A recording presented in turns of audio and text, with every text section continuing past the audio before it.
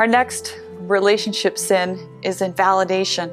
Invalidation is one of the more subtle of the relationship sins, but it's probably the most universal of all of them. A group of researchers at the University of Denver put together a program called CPREP, the Christian Prevention and Relationship Enhancement Program. And in that program, they identify 4 traits that they have discovered through research are present in almost all failed relationships. Number 2 are strong predictors of divorce. Number 3 are often learned in the home of origin. And number 4 tend to neutralize all of the good in any given relationship. Those 4 traits are escalation, invalidation, negative interpretation, and withdrawal. We're going to be addressing invalidation. Often with these relationship problems, there is what we might call comorbidity. There's more than one, and they kind of tend to feed off one another. For instance, if someone is in the habit of invalidating people, that can trigger the other person to escalate and get angry because they feel shut down. Let me give you some examples of invalidation. It's very subtle, but just let me give you some broad categories and some specific example in each category. For instance, ordering. Smile, be happy, cheer up, get over it, grow up. What about just ordering people to look different than they look? Don't look so sad. Don't look so smug. What about isolating? You're the only one who feels that way. It doesn't bother anyone else, you know.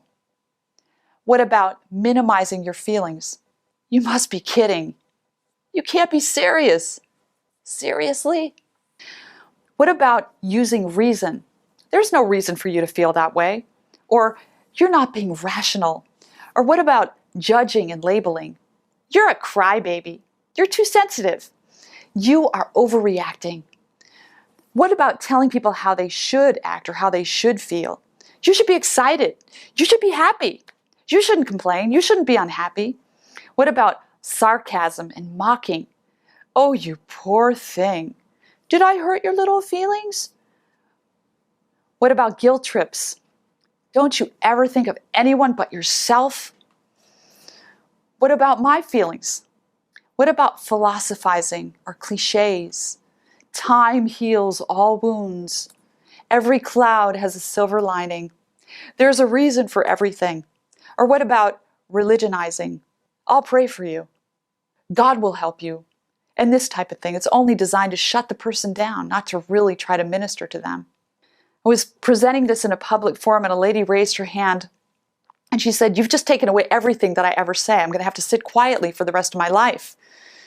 And I realized in that moment that it really is only invalidation. Many of these things are actually good things to say at certain points, but it becomes invalidation when you fail to first listen carefully and empathize with the person. And so the replacement for invalidation is good listening. Active, empathic listening is the replacement for invalidation. James chapter 1 and verse 19 says, "Let every man be quick to hear, slow to speak, and slow to wrath." Did you ever notice that we are exactly the opposite? We are quick to speak and slow to hear and quick to wrath. And it's no accident that our slowness to hear ultimately leads to escalation. Active listening is so effective that the FBI has formulated a plan called the Behavioral Change Stairway Model that is used in crisis negotiation with like people holding people hostage and situations like that. So here's the stairway model. It begins with, you guessed it, active listening. Then on the foundation of that active listening comes empathy. And then on the foundation of that empathy comes rapport that you build with the person. And then on that rapport, you can build influence. And then finally, you can ask for a behavior change. When the FBI uses this process that begins with active listening, it can make a life or death difference for people.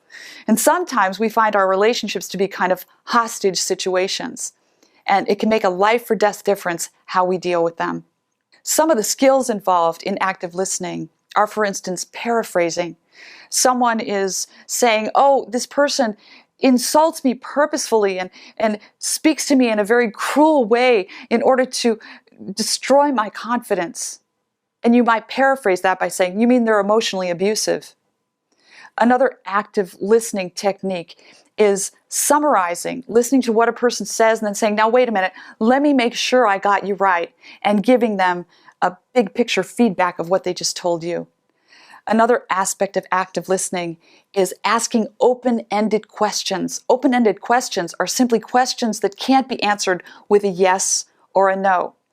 So you would begin the question with one of 4 words: what, where, when, and how. When you are trying to engage in active listening, do not use questions that begin with why, because it's too easy for those types of questions to come off as an accusation. So use these open-ended questions that begin with what, where, when, and how to give people an opportunity to express themselves and to process whatever it is that they're dealing with.